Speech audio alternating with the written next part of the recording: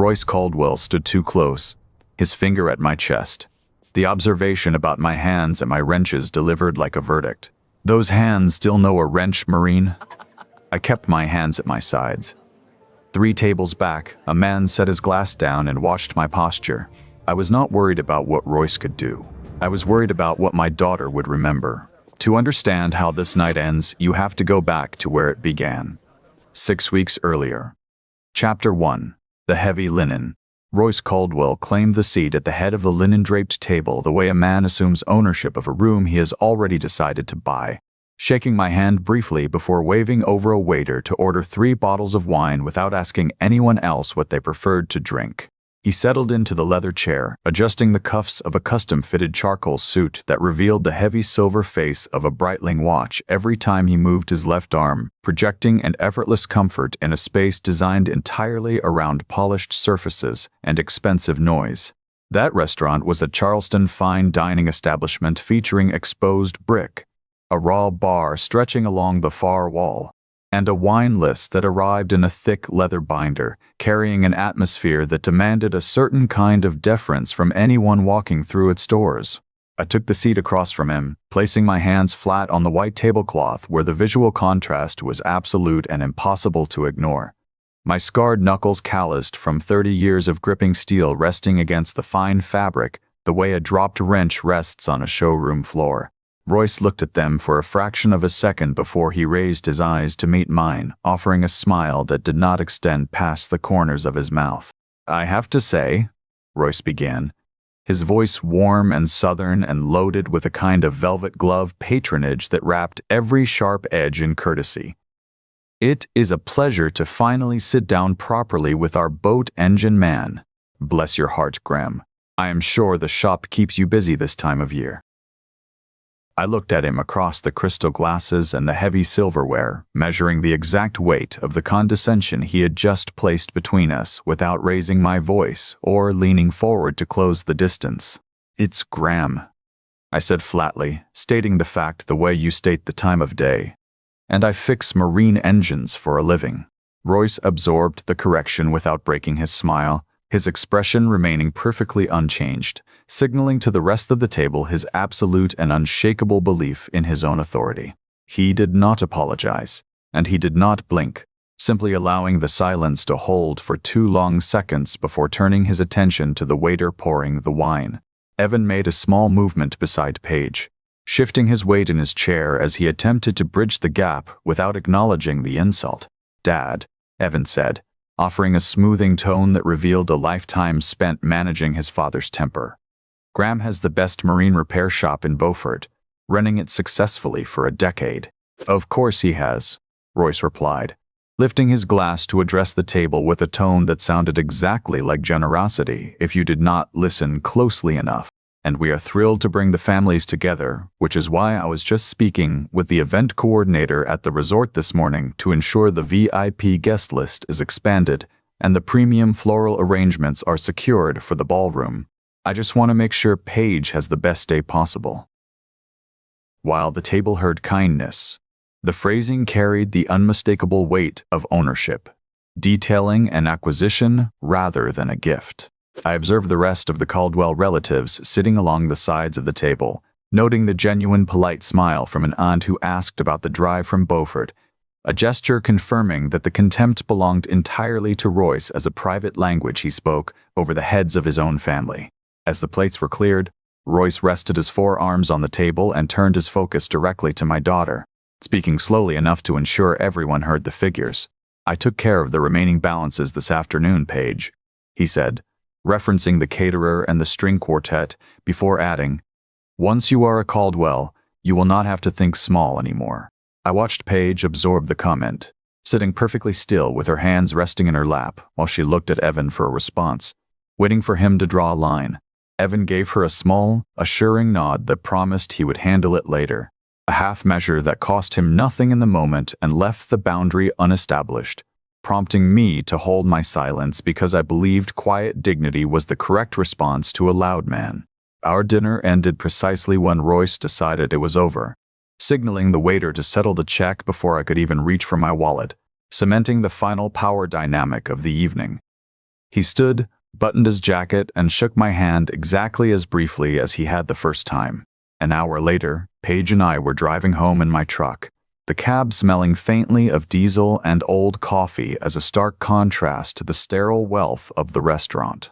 The silence between us stretched for 20 miles, heavy and unresolved, broken only by the steady rhythm of the tires on the coastal highway before Paige finally spoke. "Why didn't you push back?" she asked, her voice tight as she stared out the passenger window into the dark.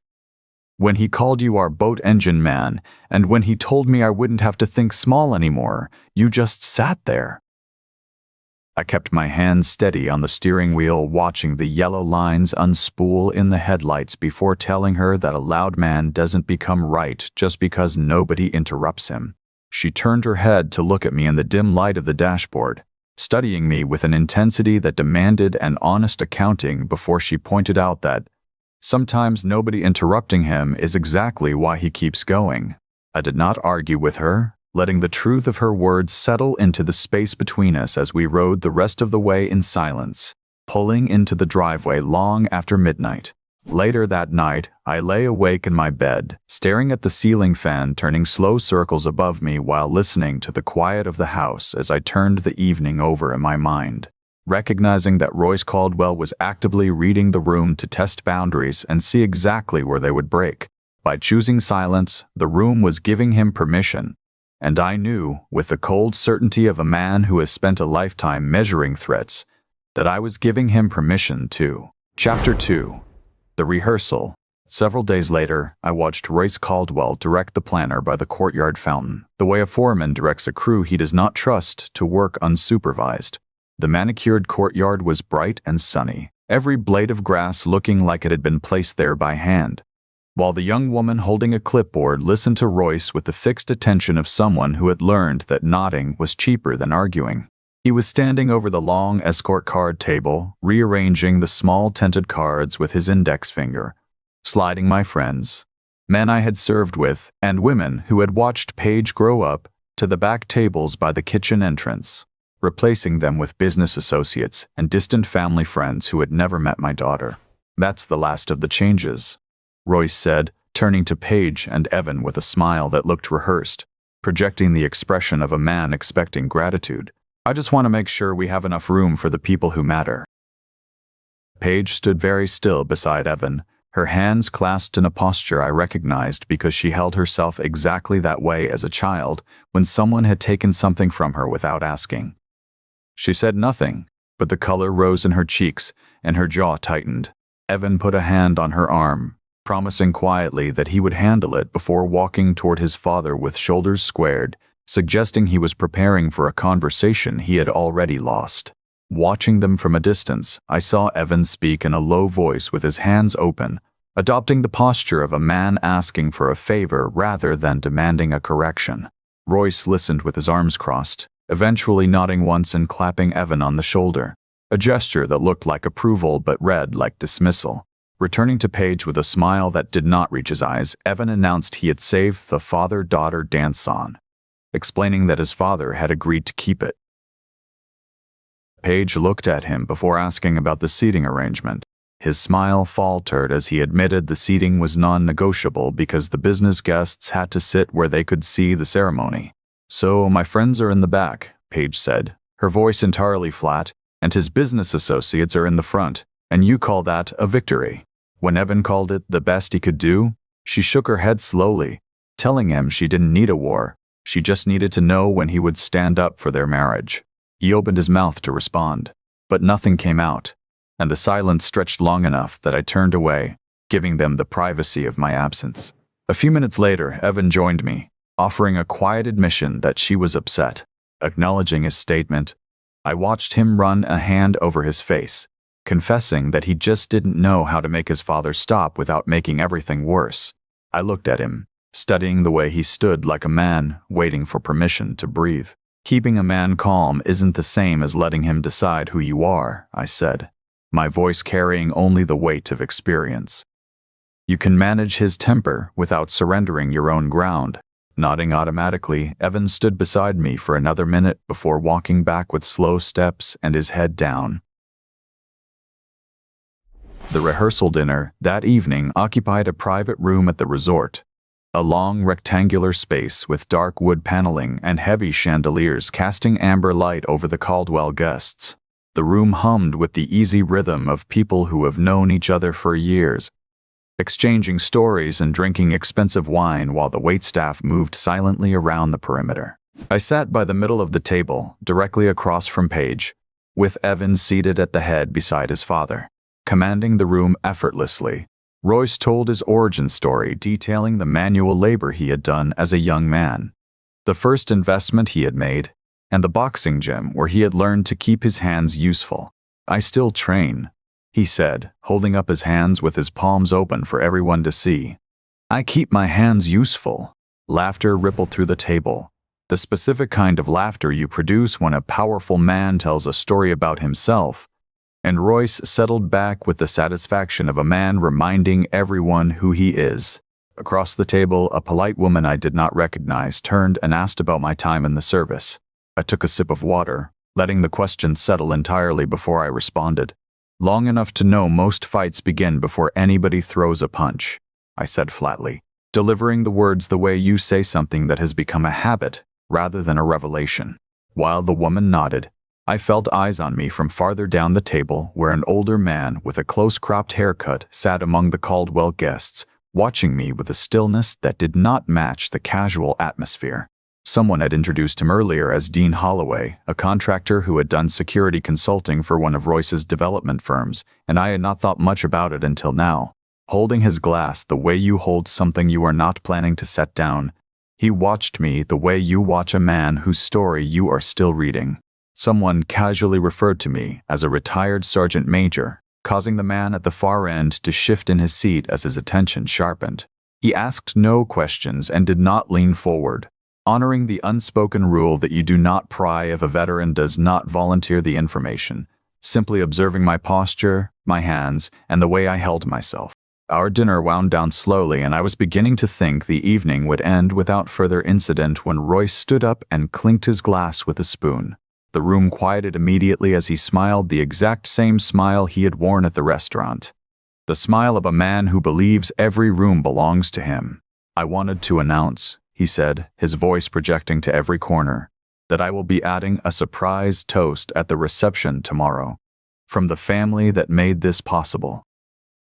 He let the words hang in the air, allowing the applause to start, and I looked directly at Evan, waiting for him to object and draw the line that had not yet been drawn. Evan said nothing at all, remaining silent the way a man holds a door he is afraid to close.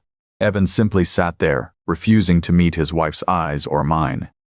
He offered no protest, no gentle correction, and no boundary of any kind. I sat quietly in my chair, listening to the applause echo off the dark wood paneling, and I knew, with the cold certainty of a man who has seen this exact pattern before, that the reception tomorrow night was going to be an unmitigated disaster. And Evan's silence was the permission slip that guaranteed it. Chapter 3: The Broken Radio. The ceremony was beautiful in a way I had not expected to feel so deeply. Paige walked down the aisle on her own terms, her dress catching the light from the tall windows, and I watched her with the kind of attention you give to something you have spent 18 years building finally standing on its own. She had chosen a small church with wooden pews and no stained glass, the kind of place where the sun came through plain windows and fell across the floor in honest rectangles, and it suited her in a way the resort never could have. I thought about the years I had raised her alone, the sister who had helped me through the early ones, the stateside billets I had chosen so I could stay close, and the marine engine shop I had opened when I retired so she would have a father who came home every night instead of a man who shipped out every 6 months. She had never complained about any of it, not once. And standing there watching her make a promise to a man she loved, I allowed myself one moment of pure fatherly pride before the reception began. After the ceremony, the guests moved to the outdoor cocktail area while the photographer took Paige and Evan for their portraits. The patio was set with marble-topped tables and hurricane lanterns, and the late afternoon sun cast long warm shadows across the stone. Waiters circulated with champagne and small plates, and the guests milled about in the easy way people do when they are still carrying the warmth of a ceremony, and the evening has not yet asked anything difficult of them. I stood with a few of my friends near the edge of the patio, talking quietly and watching the light change across the harbor. Dean Holloway sat at a table nearby, watching me with that same stillness from the rehearsal dinner. He was reading my posture, the way my hands rested without fidgeting, the centered balance that comes from years of training and never leaves. He asked no questions and made no move to approach, but I could feel his attention the way you feel a draft from a window you thought was closed. When the cocktail hour ended, the guests filed into the main ballroom for dinner and the speeches. Crystal chandeliers hung from a ceiling that seemed higher than it needed to be, and the tables were arranged in precise rows with centerpieces that must have cost more than my first truck. I sat at the head table with Paige and Evan, and when the time came, I stood up and took the microphone. I told them about the broken radio. Paige, at 7 years old, sitting on the floor of the shop with a transistor radio she had found at a garage sale, refusing to throw it away even though she could not make it work. She had taken it apart piece by piece, laid every component out on a rag, and studied each one the way a person studies a map of a place she has never been. She never did fix that radio, but she learned something about how things fit together, and she carried that lesson into everything she did. You don't marry someone because they fit perfectly into the life you already built, I said, looking at Paige and Evan. You build something neither of you could have made alone. The room responded with the kind of warmth that cannot be faked. People nodded, a few women wiped their eyes, and Paige smiled at me in a way that made the whole evening worth whatever was coming next. Then Royce took the microphone. He began with a slideshow of photographs showing Evan growing up, and for the first few minutes, his voice carried a genuine kindness that almost made me believe he might let the evening pass without incident. He talked about teaching Evan to fish, about the summer he had spent building a treehouse, and about the pride he felt watching his son become a man. Then the tone shifted. He began listing the Caldwell contributions, the resort where the reception was being held, the condo where the couple would live, the business connections that would ensure Evan's future. The future Paige is marrying into, he said, letting the words hang in the air like a receipt he was handing over for payment. Paige looked at Evan. The look was not angry, it was waiting. Evan leaned toward his father and said something I could not hear, but I saw the shape of it. He was asking him to stop. Royce smiled and handed the microphone to the MC, but the smile did not reach his eyes, and I watched him return to his seat and signal a waiter for a fresh glass of whiskey, with a gesture that carried more demand than request. After dinner, the reception loosened as the dancing began, and I excused myself from the head table and walked back out onto the patio where the air was cooler and the sky had turned from blue to purple. A few of my friends were already out there, standing near the marble-topped tables and talking quietly in the twilight. I had been standing there for perhaps 5 minutes when I saw Royce Caldwell emerge from the ballroom doors. He was holding a fresh glass of whiskey, and his composure was thinning in the places where it had been worn too long. He looked across the patio, found me standing with my friends, and began walking in my direction with the deliberate gait of a man who has decided that the time for pleasantries is over. I did not move. I did not adjust my stance. I simply waited, the way you wait for a wave that you have already seen coming from a long way out. Chapter 4. The 3 Seconds. Royce Caldwell crossed the patio the way a man crosses a room he believes he owns. His steps measured and his glass held at an angle that suggested he was not drinking from it so much as displaying it. I watched him come. My hands stayed at my sides, and I did not shift my weight. Because the worst thing a man can do when he sees trouble approaching is to show that he has already registered its presence. The twilight had settled into that deep purple that comes just before full dark, and the hurricane lanterns on the marble tables cast long shadows across the stone. My friends had been talking about the fishing trip we had planned for the fall, and they fell silent one by one as Royce drew closer, the way people fall silent when they sense a current they do not want to be caught in. He stopped 3 feet from me, close enough to be heard without raising his voice, close enough to make the people around us feel like they were intruding on a conversation they had not asked to hear. "I wonder, Graham," he said, and his voice carried that velvet register he had used all evening, but it was thinner now, worn through in places. "All those years in the Marines, and you still cannot look a man in the eye when he is talking to you. Maybe it is the hands. They are better with wrenches, I imagine." The observation landed with the precision of a man who had spent a lifetime learning where to place a remark for maximum effect. It was not a barroom taunt. It was Charleston cruelty dressed as casual curiosity, the kind of insult that could be denied if challenged because it had been delivered with a smile. I looked at him. I held his gaze for a long moment, long enough to show him that I could. And then I said, "I look people in the eye fine, Royce. I just do not have anything to say to you right now." My voice was flat, not angry, not dismissive, just flat the way a surface is flat when there is nothing left on it. He did not move.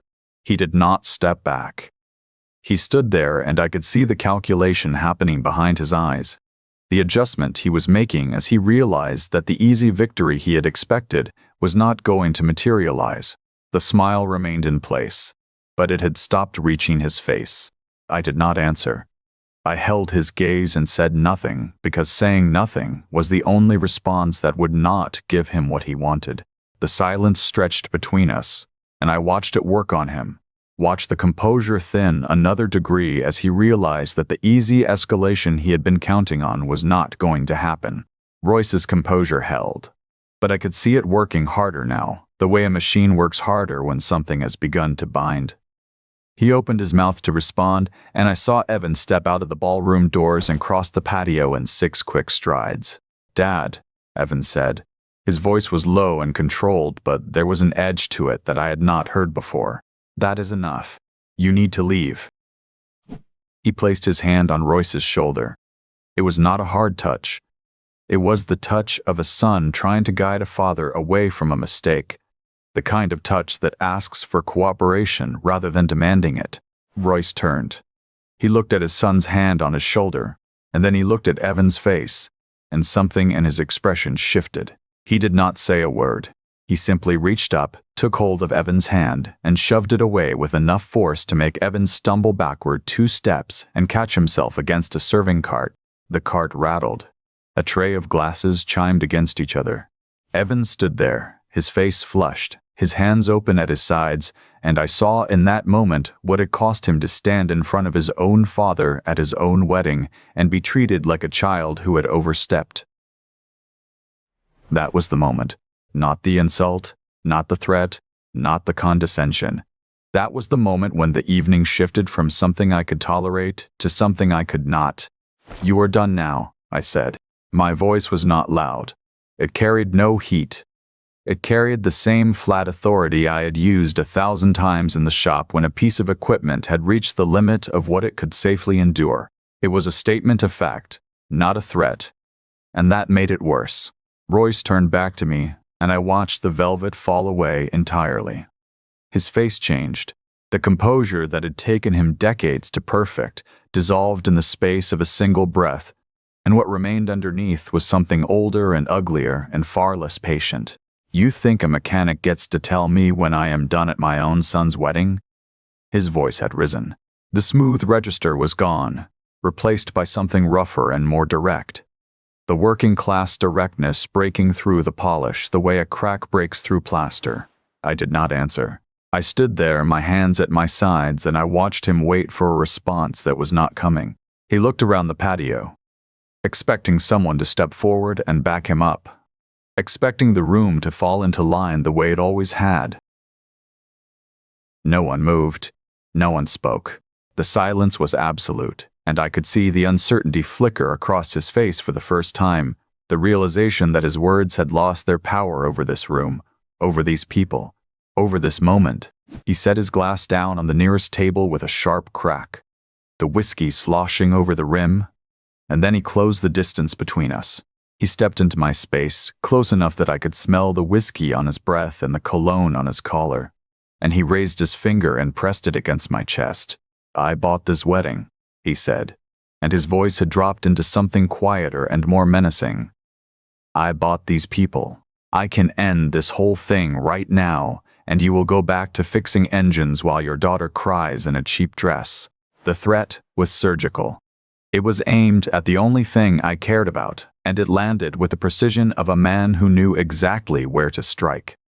He watched my face, waiting for the reaction, waiting for the flinch that would tell him he had won.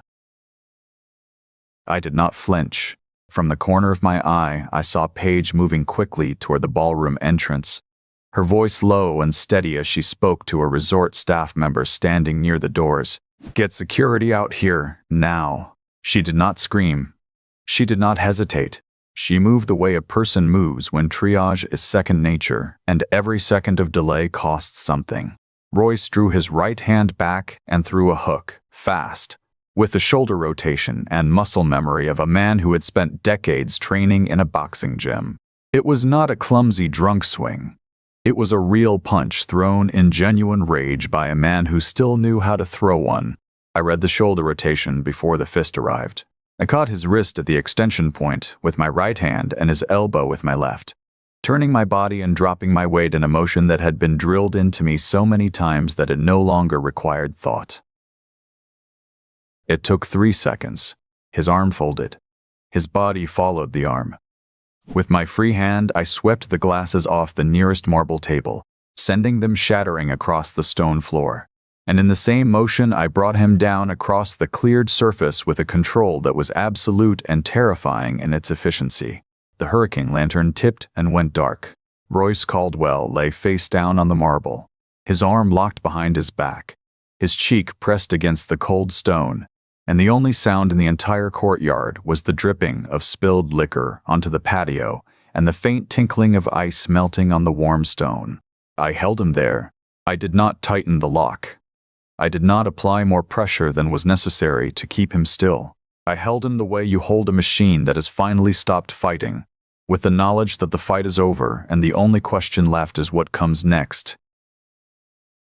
The silence stretched, and then, from 3 tables away, I heard the sound of a chair being pushed back against the stone floor. Dean Holloway stood up. He was looking at me with an expression I had seen before on the faces of men who had just recognized something they had not expected to find. He knew what he had seen. He knew exactly what it took to execute that technique with that level of control. And he knew exactly who had taught it to me.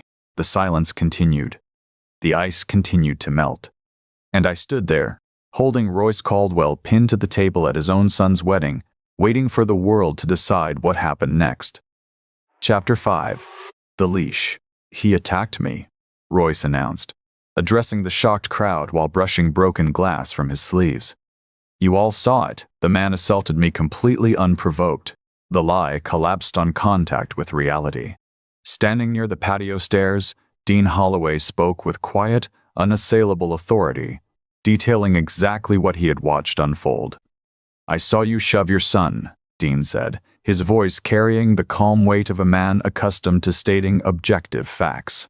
"And I saw you throw a closed hook at this man's jaw." Additional guests immediately nodded their agreement, murmuring their corroboration to the resort security guards who had arrived during the hold and were now standing at the perimeter of the courtyard with their radios squawking. A woman in a blue dress confirmed that Royce had shoved Evan first, and the lead security officer who had observed the final seconds of the restraint and the voluntary release noted his own account into his radio. 3 independent witnesses and 1 arriving officer, all telling the same story. Royce's version could not survive it. Royce stopped brushing his sleeves and stood fully upright. I watched his composure return, clicking back into place with the terrifying speed of a complex machine resetting itself after a malfunction. The velvet tone was gone entirely now, replaced by something cold, controlled, and distinctly surgical. Looking past me, past the security guards, and past the shattered glass scattered across the marble, Royce fixed his gaze on his son with absolute calm.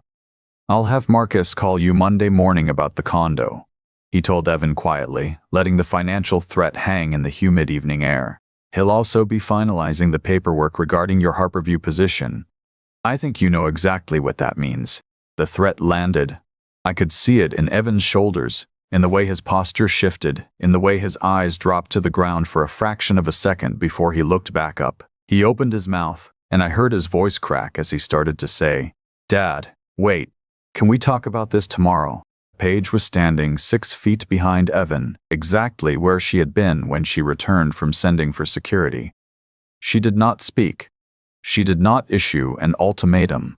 She merely looked at him using the same clinical, unyielding expression she used when watching a patient's family member prepare to make a disastrous medical decision in the emergency room. In that single piercing look, Evan seemed to see every half-measure he had ever made, every boundary he had failed to draw, and every compromise that had led them directly to the shattered courtyard. He stopped himself, swallowed hard, and spoke his answer to the space between them. "No," Evan said, his voice quieter, sadder, and significantly more expensive than it had been a moment before. "You don't get to turn every gift into a leash." Royce did not respond.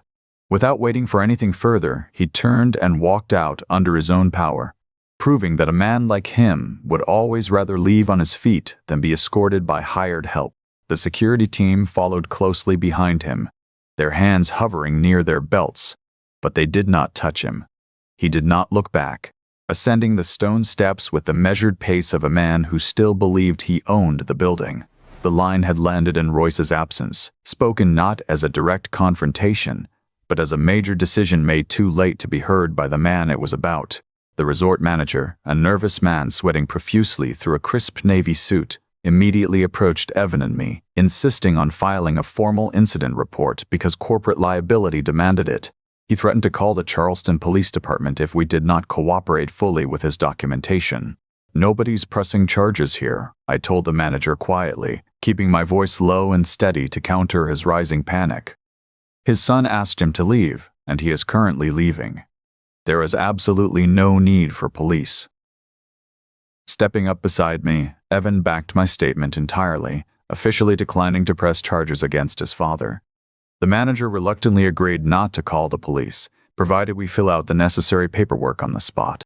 This unglamorous negotiation cost us 10 agonizing minutes, involving clipboards and hastily scribbled signatures, and it stripped away any remaining illusion that the evening could be salvaged as a simple celebration. While I stood at the manager's clipboard signing the incident forms, Dean Holloway approached Evan where he stood alone near the fountain, still processing what had just happened.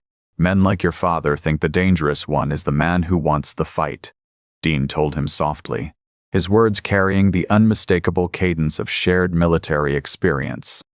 "It usually isn't. The dangerous one is the man who knows exactly how far he can go and chooses not to."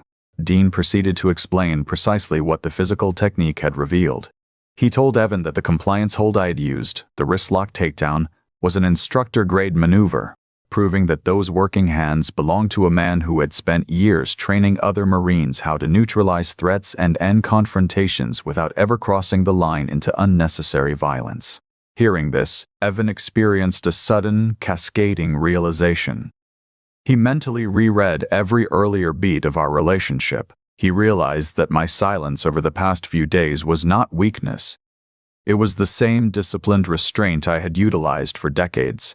My refusal to engage his father's constant provocations was not timidity. It was a professional, calculated assessment that the situation had not yet crossed the physical line. When it finally did, when Royce had thrown a trained hook at my jaw, I had intercepted it with exactly enough force to neutralize the threat, and then I had stopped. 15 minutes later, we regrouped in the bridal suite, seeking a private space stripped of the wedding's pageantry. The room was deathly quiet, the only sound coming from the distant hum of the air conditioning unit. Pacing the carpeted floor, my daughter was furious and completely controlled. It was the specific, terrifying demeanor an emergency department nurse adopts when a critical situation is finally handled and her surging adrenaline suddenly has nowhere to go. Her anger at both of us was clinical, precise, and completely devoid of tears. "You both let this happen," she said, pointing a finger directly at me first. "You let this happen because you think your silence is a form of love." Turning her intense gaze on Evan, her voice dropped an octave. And you let this happen because you genuinely think managing him is the same thing as standing up to him. I accepted her criticism without a word of defense, feeling the sharp sting of absolute truth in her assessment as I lowered my head, staring at the woven pattern on the carpet.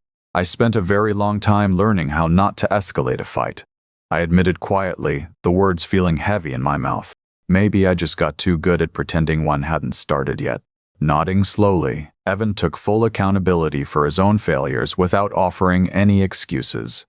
He admitted that he had known his father was aggressively controlling the wedding for weeks, yet he had kept stalling, hoping the problem would miraculously resolve itself without a confrontation.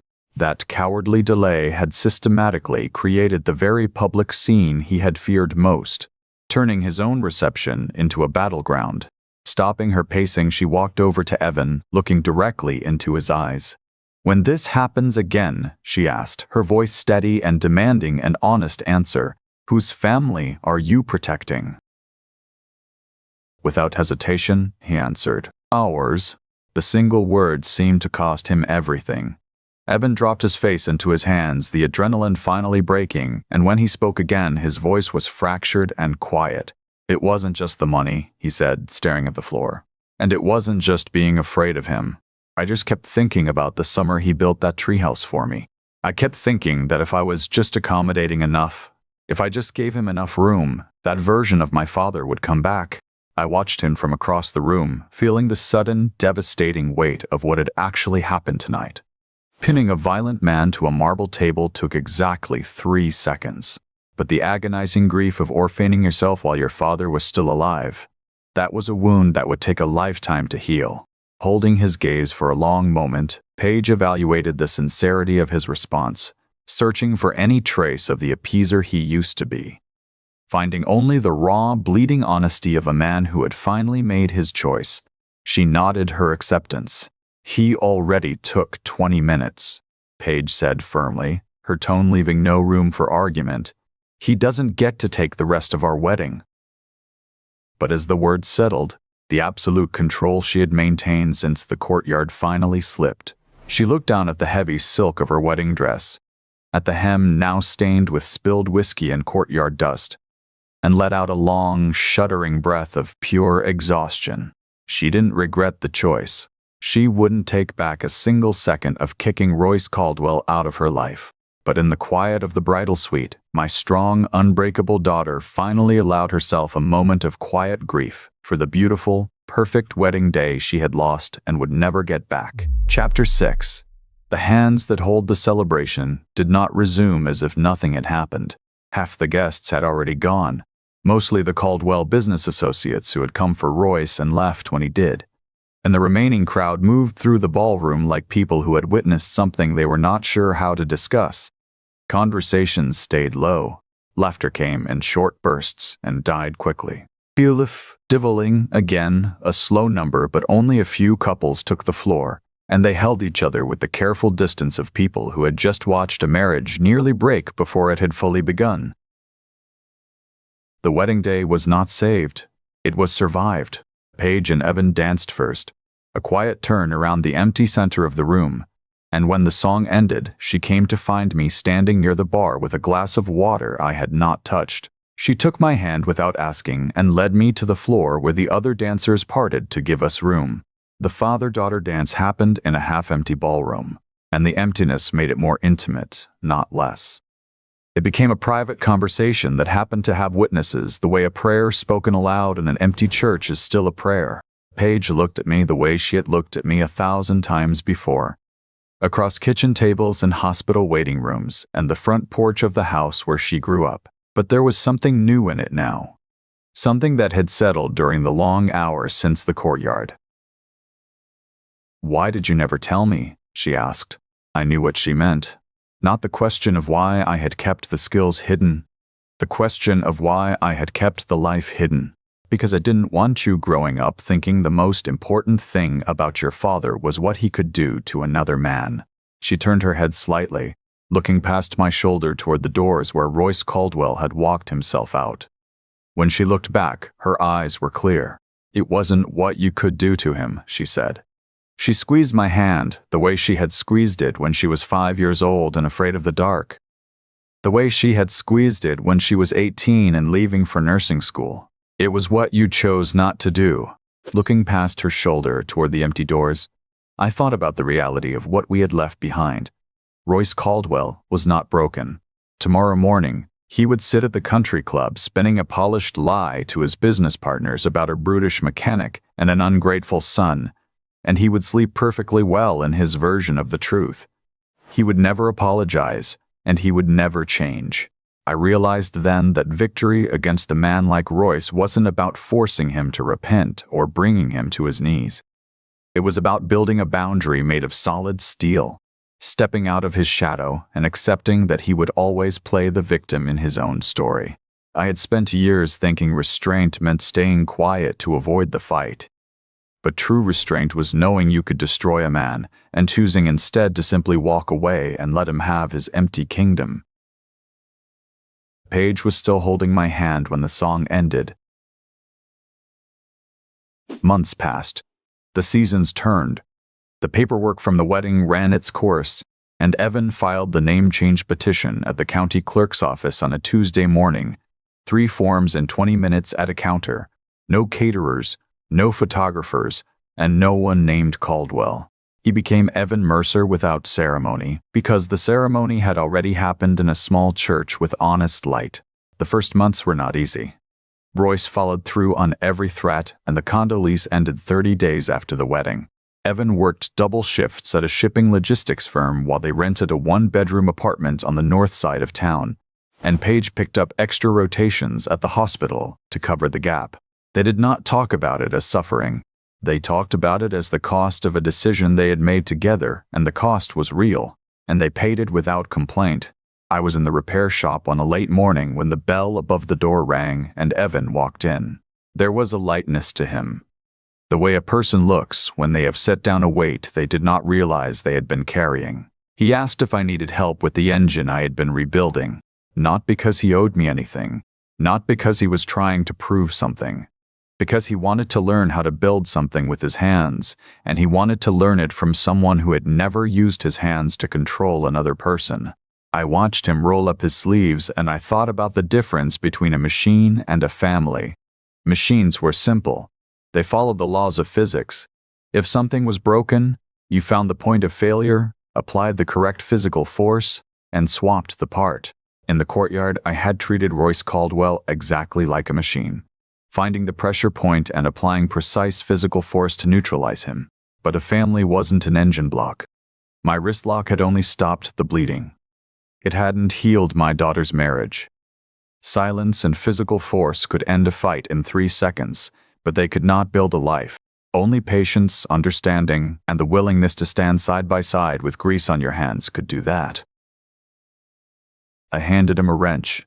Paige came by at noon with sandwiches wrapped in wax paper and 3 bottles of cold water.